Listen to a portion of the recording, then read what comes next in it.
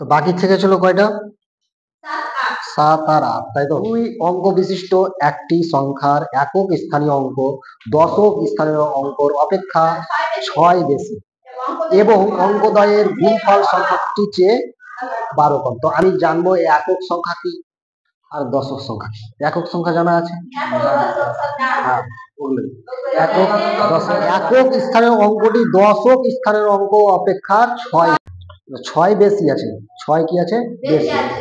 তাহলে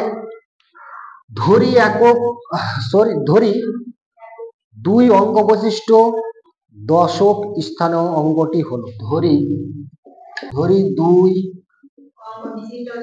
অঙ্ক বিশিষ্ট দশক স্থানীয় সংখ্যাটি হলো কত ধরবো? নাকি? এবং দুই অঙ্ক বৈশিষ্ট একক স্থানীয় সংখ্যাটি হল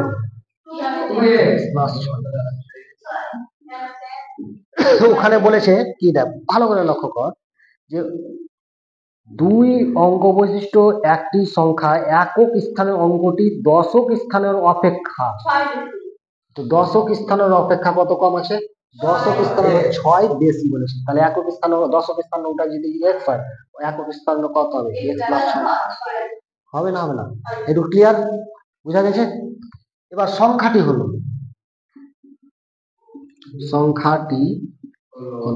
এটা হলো একক সংখ্যা আর এটা হলো দশক সংখ্যা। তাহলে এটা হলো একক সংখ্যা আর উপরটা কি?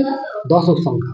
তাহলে আমি যদি মনে করি একটা সংখ্যা হলো একক সংখ্যা হলো 5 আর দশক সংখ্যাটি হলো, বা দশক সংখ্যাটি আমি দিলাম 5, দশক সংখ্যাটি কত? 5 আর একক সংখ্যাটি দিলাম 2, তাহলে সংখ্যাটি কত হবে? 5 গুণিত 10 প্লাস 2 নাকি 52 হবে সংখ্যাটি। 5 10 50 প্লাস 2, তাহলে কত আসবে? 52 আসবে। হবে না? হবে না? তাহলে এককটা হলো কত? 2 আর দশকটা হলো 5। তাহলে যখন আমি সংখ্যাটা তৈরি করব, তাহলে কি দশকের সঙ্গে 10 গুণ আর এককের সঙ্গে 1 গুণ, গুণ করলেও চলবে, না গুণ করলেও চলবে। তো 2 1 2, তাহলে 2 আর 5 10 50, 50 আর 2 যোগ করলে 52। তাহলে একক হলো 2 আর দশকটা হলো 5। তাহলে সংখ্যাটি সেম ভাবে যদি সংখ্যাটা এককটা কত আছে? x, না সরি দশকটা কত আছে? দশকটা কত আছে? তাহলে এই দশকটা কত আছে? x আছে। তাহলে দশকের সঙ্গে কত গুণ করব? 10 গুণ করব, প্লাস এককটার সঙ্গে কিছু যোগ x প্লাস 6, তাহলে 10x প্লাস x প্লাস 6, তাই তো? তাহলে এটা যোগ করলে কত হবে? 11x প্লাস 6, এটা হবে সংখ্যাটি। মানে এটা হবে সংখ্যাটি হবে কোন একটা সংখ্যা, মানে দশক একক দশক দুটা সংখ্যা মিলে এটি একটা সংখ্যা হবে। এটুকু ক্লিয়ার বুঝা গেছে? এবার বলেছে এবং অঙ্কদ্বয়ের গুণফল। এবার অঙ্ক দুটা কি পেয়েছি? একটা পেয়েছি x আর একটা পেয়েছি x প্লাস 6। অঙ্কদ্বয়ের গুণফল মানে দুটা যদি আমি গুণ করি, তাহলে দুটা যদি গুণ করি তাহলে শর্ত অনুসারে করে দিলাম, ঠিক আছে? তাহলে x গুণিত x প্লাস 6 সংখ্যা দুটির গুণফল, বা একটা লাইন লিখতে পারি সংখ্যা দুটির গুণফল, অঙ্কদ্বয়ের গুণফল, অঙ্কদ্বয়ের গুণফল কত হবে? x ইন্টু x প্লাস, এটা হবে তো? এবার আমি করবো শর্তানুসারে, ঠিক আছে? তাহলে গুণফল মানে কত পেলাম? x ইন্টু x প্লাস, সংখ্যা দুটির গুণফল।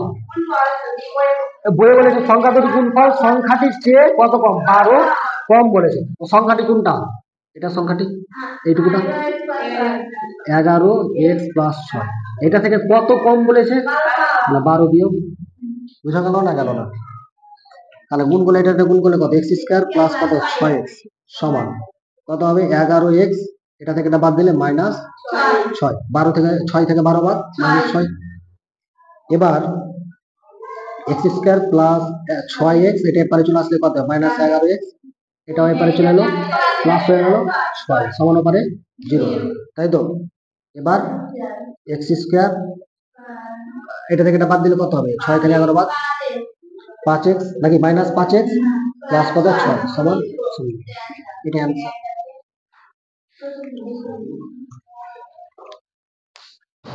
তাহলে কি হবে x square minus 5x plus 6, এটাই বুঝা গেল। যদি বলতো ওই যদি বলতো সংখ্যা দুটি কি কি বা সংখ্যাটি কত, তাহলে এক্স এর মান বের করতে হতো, এক্স এর মান কি করতে হতো, বের করতে হতো, তাই তো। এক্স এর মান বের করে বসতে দাম, সংখ্যাটি এক্স এর মান বসতে দেন, এটার সঙ্গে এটা গুণ, গুণ করে যেটা যোগ করে যেটা পাবো সেটাই হবে সংখ্যা। বুঝা গেল। যেহেতু বের করতে বলেনি, সমীকরণ পর্যন্ত বলেছে, তাই জন্য সমীকরণ পর্যন্ত করবে। বুঝা গেল? বুঝা যাচ্ছে কি? বুঝা যাচ্ছে? বুঝা না গেলে কিন্তু জিজ্ঞেস করতে হবে, স্যার এটা লাইন বুঝতে পারলাম না। ওকে, সব সময় চেষ্টা করতে হবে যেটা নিজের বয়স আছে না, ওর বয়সের চাইতে বেশি যাদের বয়স আছে তাদের সঙ্গে ঘুরে। এটা কথা বাস্তব কথা। কারণ তোদের বয়সে যদি মেয়েদের বা ছেলেদের সঙ্গে ঘুরিস তাহলে কি হবে, বন্ধু চল ওদিকে একটা মেয়ে দেখতে যাবো, বন্ধু ওইদিকে একটা ইয়ে আছে, মেয়েগুলো সেজে খুঁজে এসছে দেখতে যাবো, চললো, মেয়েদের মধ্যেও দেখবে। তো চল আজকে মেলা হচ্ছে, মেলাতে যে সব নখ পালিশ কিনতে হবে ব্র্যান্ডেড।